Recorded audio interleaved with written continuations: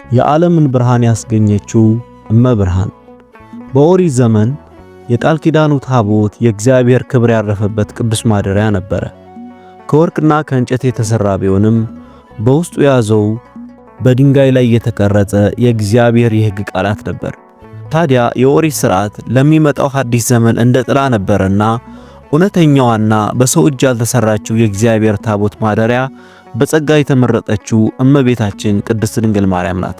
ያኛው የታቦት ማደሪያ ቃሉ የተቀረጸበትን ድንጋይ ተሸከመ፣ እሷ ግን ያው ቃሉን በሥጋዋ ተሸከመች። ያኛው የታቦት ማደሪያ መናን በውስጡ ያዘ፣ እሷ ግን የሕይወትን እንጀራ አቀፈች። ንጉሥ ዳዊት በታቦቱ ፊት በደስታ እንደዘለለ መጥምቁ ዮሐንስም በእናቱ ማኅፀን ሆኖ ለድንግል ማርያም ሰገደ። እሷ በሰማይና በምድር መካከል የምንሸጋገርባት ድልድይ ናት። የዓለምን ብርሃን ያስገኘችውን እመብርሃንን እናክብራት።